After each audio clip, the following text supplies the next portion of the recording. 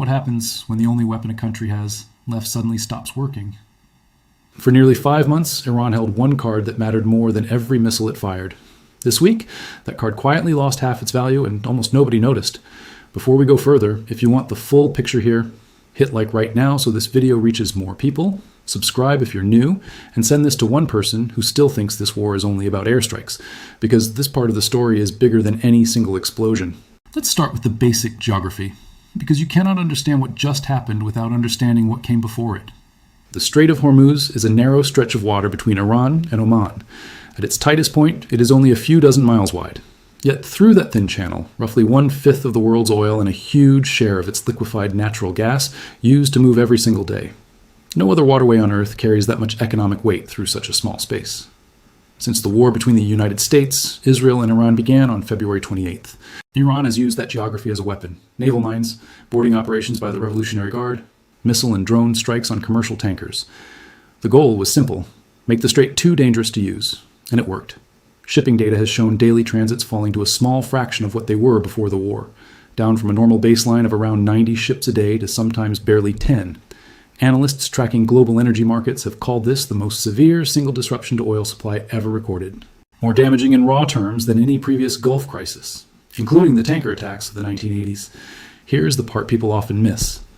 Iran's own oil exports are not the main story. What makes this blockade so powerful is that almost everyone else in the Gulf depends on that same narrow passage. Saudi Arabia, the UAE, Kuwait, Qatar, Iraq. All of them have relied on Hormuz to get their oil and gas to the rest of the world.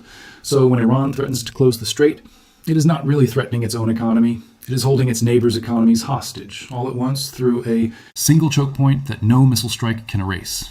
You can bomb a launch site, you can destroy a storage depot, but you cannot bomb a strip of water out of existence. The strait will still be there, still narrow, still bordered by Iranian territory, no matter how the war unfolds militarily. That is exactly why this next part matters so much. If you cannot destroy the leverage through force, the only way to weaken it is to need it less. And that is a question of pipelines, ports, and money, not warheads. This week, the UAE's state oil company, ADNOC, confirmed that a new pipeline built specifically to avoid Hormuz altogether is now almost halfway finished.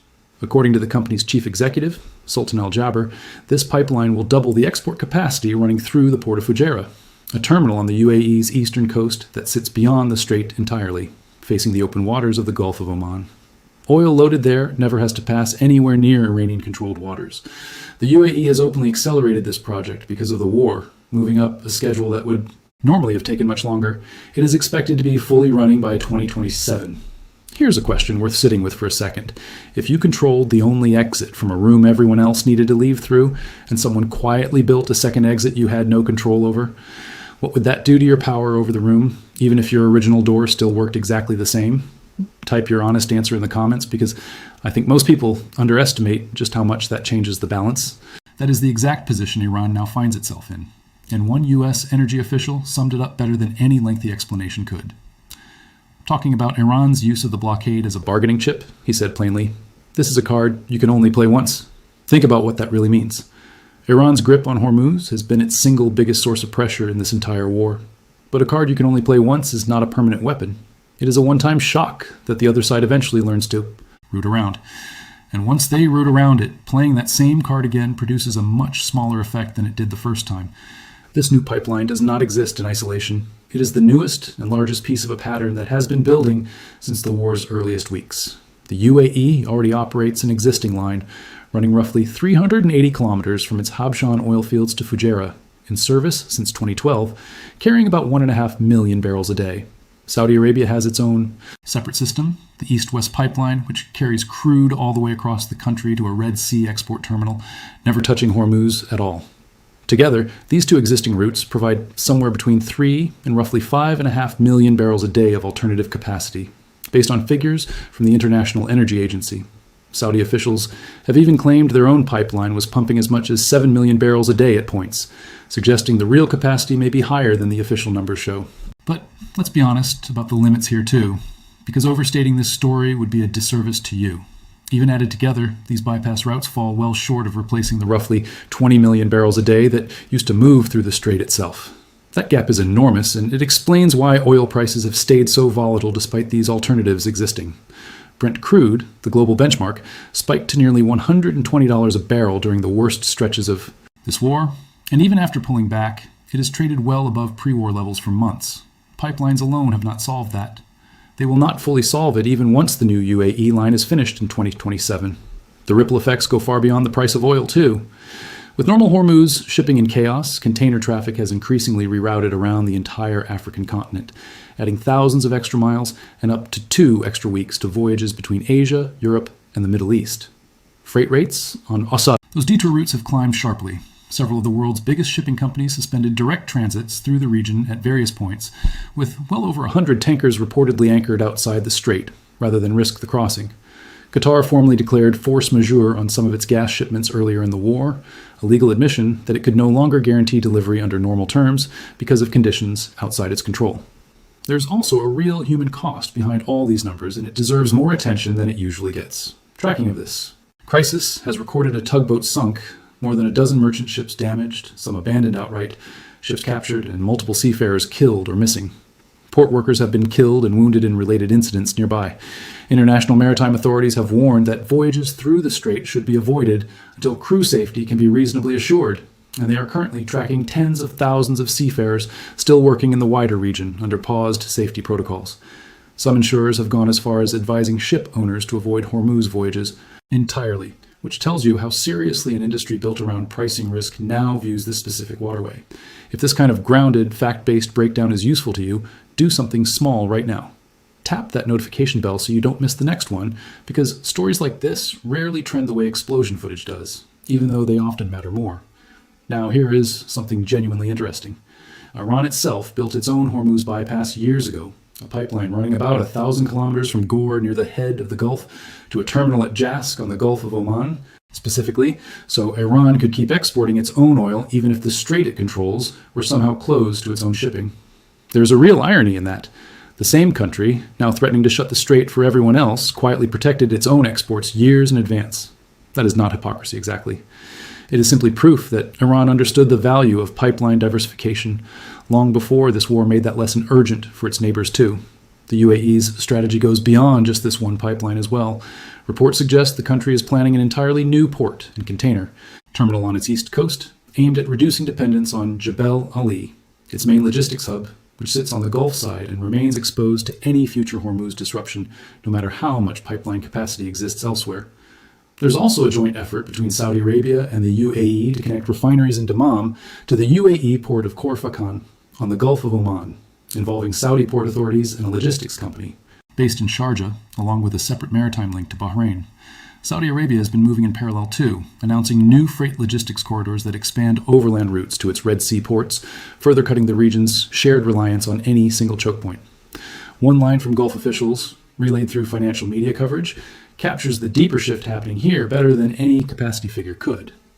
Officials described Iran's conduct during this war as creating what they called a huge trust gap, one that might never fully close, and said they are now actively looking for permanent ways to reduce their dependence on the strait, not just temporary wartime workarounds.